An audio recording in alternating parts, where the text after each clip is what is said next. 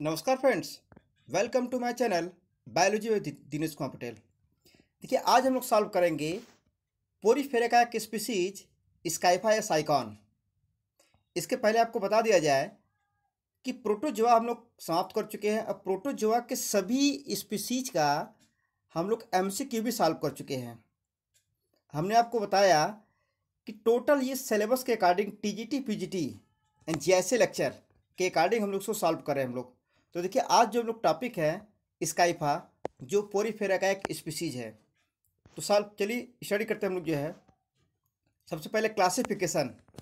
तो देखिए, इनके क्लासिफिकेशन की बात किया जाए तो phylum porifera, class calcarea, order heterocoela and type scypha. Next point बात किया जाए कि scypha is commonly called urn sponge या क्राउन स्पंज। तो अर्न स्पंज या क्राउन स्पंज को किसे हम जानते हैं, याद रखिए स्काइफा को हम इस नाम से भी जानते हैं। नेक्स्ट अगर बात किया जाए second point, it is a marine. देखिए, ये इंपॉर्टेंट पॉइंट ध्यान रखिए। मेराइन मतलब क्या होता है? सी वाटर में रहने वाले मेंबर जो होते हैं scypha calcareous sponge. Next point, scypha is small vase shaped. देखिए, वास शेप्ड का मतलब फूलदान की तरह इसका स्ट्रक्चर होता है। जो नीचे जो क्या होता है, जो बेस होता है, तो उस बेस को सबस्ट्रेटम के नाम से जानेंगे। आपको स्ट्रक्चर दिखाया अभी आपको हम। देखिए, जो स्ट्रक्चर आपको दिखाया जा रहा है,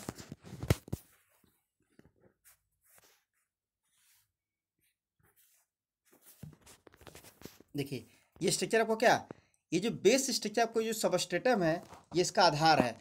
और ये बेस सबस्ट्रेटम के ठीक ऊपर बेस होगा, ये बड होंगे, फिर क्या स्पिक्यूल्स थिक सिलेंडर शेप में होंगे, फिर क्या ये आपका दिखाया गया है क्या, आस्टिया, और लास्ट में आपका आस्कुलर फ्रिंज एंड आस्कुलम। तो ये जो स्ट्रक्चर आपको दिखाया क्या, सिलेंडर लाइक स्ट्रक्चर या वास शेप्ड स्ट्रक्चर, आपको जो क्या है इसका मॉर्फोलॉजी मतलब एक्सटर्नल स्ट्रक्चर ऑफ द स्काइफा।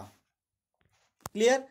अब बात करते हैं अपने पॉइंट पे आते हैं हम लोग। जो है नेक्स्ट पॉइंट है, कलर इज ग्रे और light brown. Next point, scypha is a filter feeder. ये देखिए इंपॉर्टेंट पॉइंट।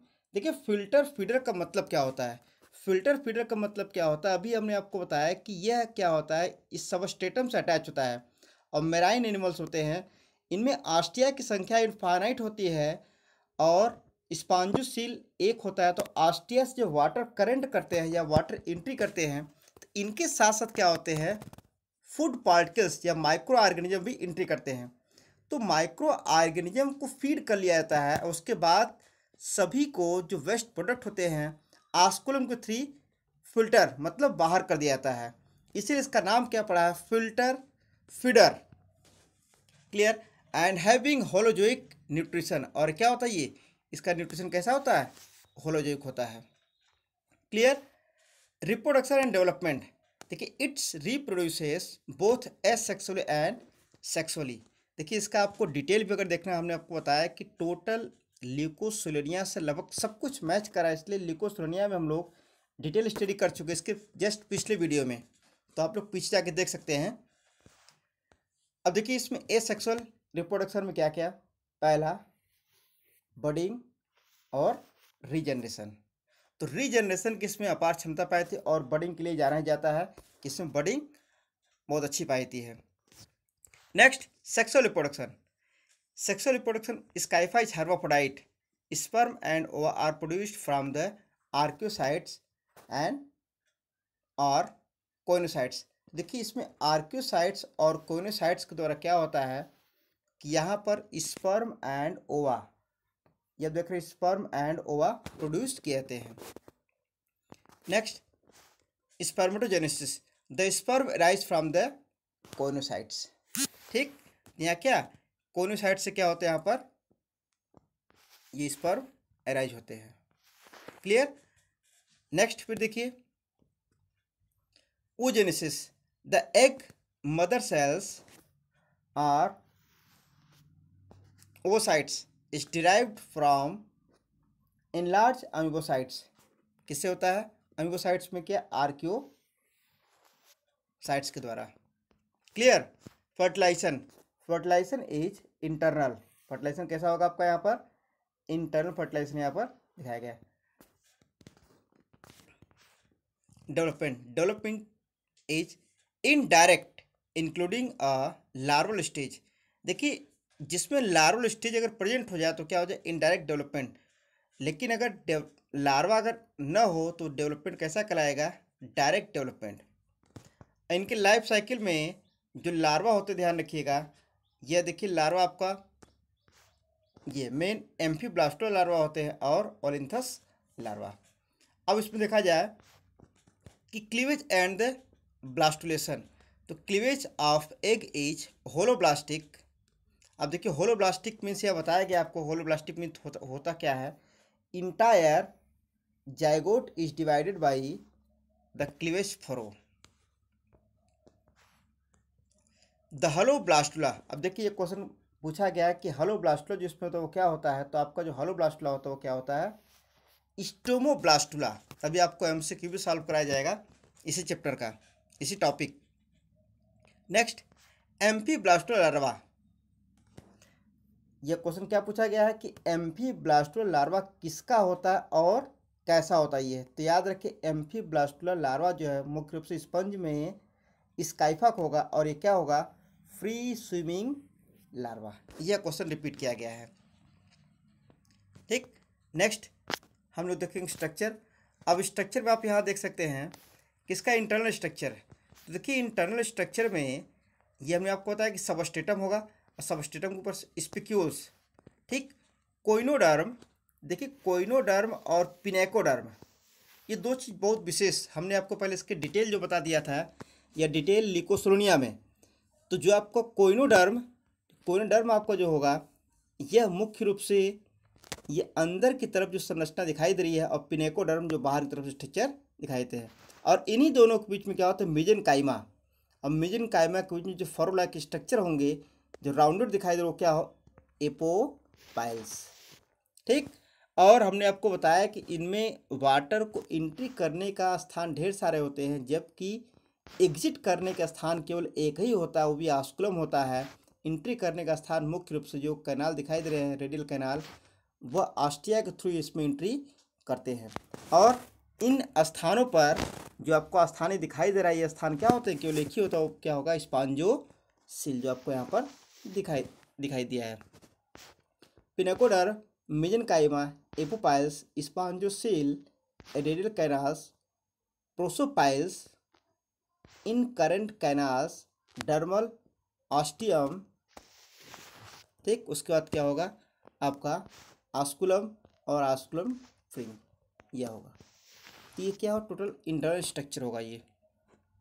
क्लियर। अब उसके बाद हम लोग देखेंगे, ये देखिए आपका स्ट्रक्चर। अब हम लोग एमसीक्यू सॉल्व कर लेते हैं, जितने क्वेश्चन जो इंपॉर्टेंट होंगे इसमें। देखिए द कॉमन नेम ऑफ स्काइफा और साइकान इज, तो अभी आपको हमने बताया नोट्स में कि इसका कॉमन नेम क्या होता है, तो कॉमन नेम आपने देखा क्या, क्राउन स्पंज। क्लियर। नेक्स्ट मतलब आपका ऑप्शन सही बी होगा। कैनाल सिस्टम स्काइफा इज, तो देखिए स्काइफा जो कैनाल सिस्टम होता है वो क्या होता है, साइक्नाइड टाइप। तो तीन प्रकार के इसमें कैनाल सिस्टम, एस्कॉन टाइप, लिकॉन टाइप और साइकान टाइप, ये तीन प्रकार से इसमें क्या हो गया, इसके कैनाल सिस्टम होते हैं, जो इसकी पिछली वीडियो हमने बता दिया था। Next question, the mesohyl is largely secreted by, तो देखिए क्या होगा, वो आपका कोइनोसाइट्स, मतलब C option. Next, in scypha food is firstly ingested by the choanocytes and digestion is completed, तो कौन करता, ध्यान रखिएगा, डाइजेशन टोटली कंप्लीट करूंगा तो क्या होगा, amoebocytes. The exit pore of scypha is, वो क्या होगा आपका, ऑस्कुलम। अभी आपको बताया गया कि ऑस्कुलम क्या, एग्जिट पोर केवल एक ही होता है जबकि एंट्री करने का कई सारा मतलब कई संख्या में होते हैं, जबकि एग्जिट का केवल एक ही रास्ता होता है।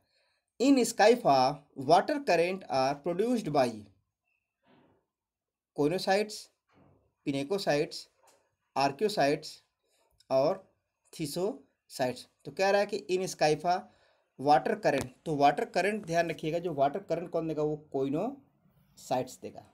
Clear.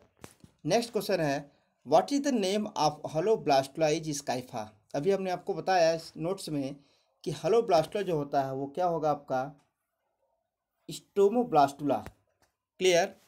Next, name of the larva is scypha is amphiblastula. अभी आपको जस्ट बताया गया, क्या होगा ऑप्शन आपका सही, एम्फीब्लास्टुला।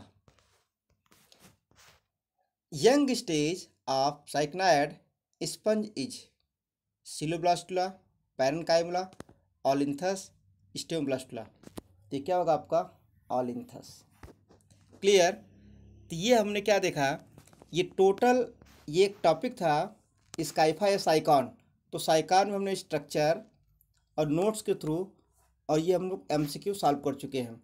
इसके बाद ध्यान रखिएगा हम लोग नेक्स्ट स्पीसीज चलेंगे, इस पर हम लोग नेक्स्ट वीडियो में। धन्यवाद।